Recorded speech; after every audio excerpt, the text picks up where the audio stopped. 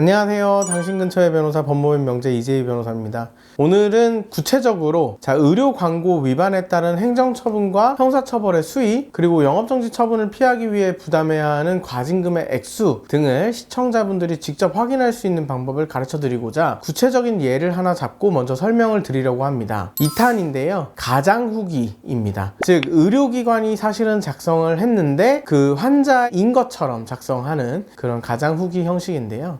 의료법은 56조 2항 2호에서 환자에 관한 치료 경험담 등 소비자로 하여금 치료 효과를 오인하게 할 우려가 있는 내용의 광고를 금지하고 있고요. 의료법 시행령 23조 2호는 특정 의료기관 의료인의 기능 또는 진료 방법이 질병 치료에 반드시 효과가 있다고 표현하거나 환자의 치료 경험담, 이거를 금지합니다. 즉 법률상의 표현은 환자에 관한 치료 경험담이고 모든 치료 경험담이 금지되는 것이 아니라 소비자로 하여금 치료 효과를 오인하게 할 우려가 있는 환자에 관한 치료 경험담이 금지되는 것입니다. 그런데 대통령령의 표현은 문장의 순서가 바뀌어 있어서 환자의 치료 경험담은 아예 안 되는 것처럼 기술이 되어 있는 것은 맞습니다. 다만 현재 실무례에는 환자의 치료 경험담이라고 하더라도 56조 2항이 의료기관이 주체가 되어 하는 광고를 막는 것인 만큼 환자의 치료 경험담을 구체적으로 의료기관에서 지시, 유도하는 경우 또는 선별적으로 삭제, 게시를 하는 경우 그렇게 함으로써 유리한 쪽으로만 편집하는 것을 금지하고 있다고 해석을 하고 있습니다. 따라서 아예 광고가 아니게 불특정 소수만 보게 하여 의료법의 적용을 피한다면 당연히 전후 사진, 비포 앤 애프터도 가능한 것입니다. 물론 여기에 추가적으로 포털 사이트 아이디 연동 방식으로 가입 절차가 간소화되어 있다면 이것은 불특정 다수에게 공개되어 있는 것과 마찬가지이다 라는 유권 해석도 있기는 합니다. 그러나 이것은 제 의견으로는 조금 무리한 확장 해석에 해당한다고 보아서 추후에 소송을 한다면 충분히 승소 가능성이 있다고 생각을 합니다. 애초에 소송 자체가 부담이라면 가급적 포털 사이트 연동 회원가입 절차를 개별 의료기관 홈페이지에서는 없애시는 게 낫겠고요. 그 외에 광고라면 불특정 다수에게 공개되어 있다면 세부적으로 조건이 붙기는 하지만 비포 앤 애프터가 무조건 금지된 것만도 아니기는 하죠. 하지만 참고로 의광심에서는 무조건 비포 앤 애프터는 불허하고 있습니다. 이 부분에 대해서는 제가 상세하게 6탄에서 조금 더 설명을 이어가도록 하겠고요.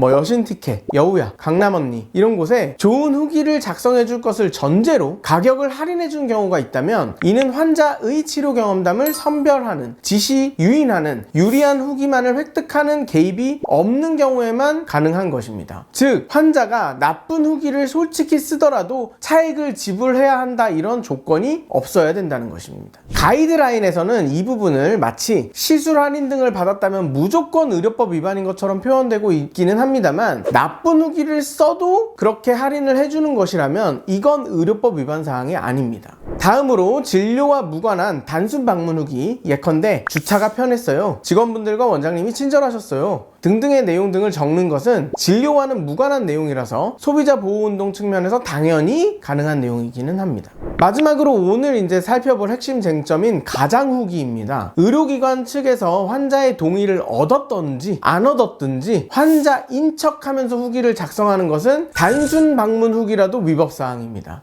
단순 방문 후기일 때는 표시광고법 위반만 성립하는 것이고 진료행위와 관련된 후기라면 의료법 위반까지도 함께 성립하는 것인데요. 이 부분은 환자에 대한 치료 경험담도 아니고 환자의 치료 경험담도 아니며 아예 가장된 것이기 때문에 이건 거짓 광고에 해당하는 내용이 되겠습니다. 의료 광고 관련 행정처분 수위 중에서 가장 센 영업정지 2개월을 기본으로 하는데요. 보건소에서 형사고발을 필수로 진행하는 사안이기도 합니다. 또 이러한 가장 후기는 다른 의료 광고 위반 사항과는 다르게 개인정보보호법 위반과 환자정보 유출, 의료법 위반, 표시광고법 위반이 모두 성립할 수 있어서 기소유예 가능성은 거의 없고 후기 건수 많다면 충분히 구공판도 가능한 사안입니다. 의료법 위반이 들어가 있기 때문에 23년 11월 20일 개정 의료법, 다른 말로는 면허취소법이라고도 부르는데 이와 무관하게 원래부터도 구공판 되어서 징역형 이상의 형이 된 거고 그것의 선고유예 이상을 받으면 면허 취소 사유가 되는 것입니다.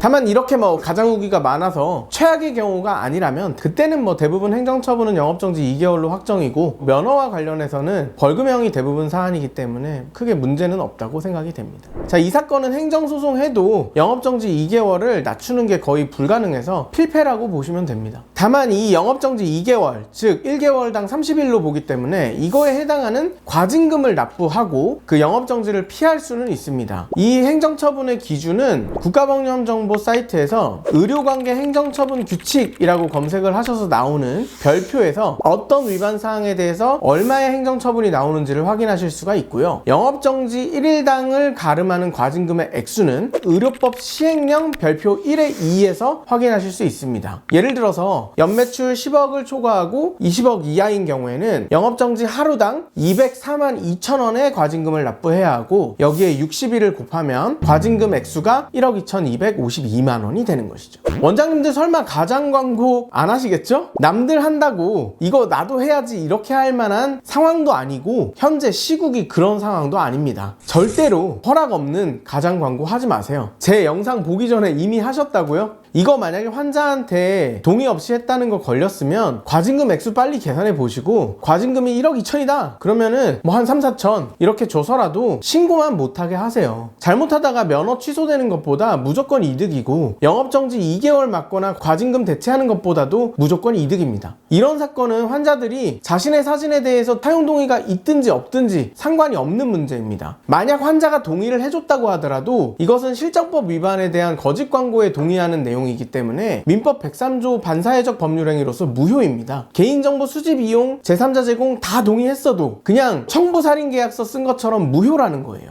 영상 보시면서 지금이라도 뜨끔 하시는 분들 있으시면 거짓말로 쓰고 했던 것들 지금이라도 싹 지우세요.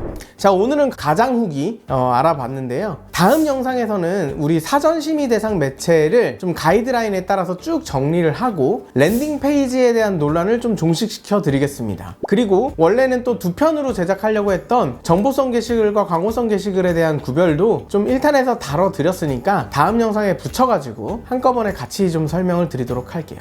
영상 시청해주셔서 감사합니다.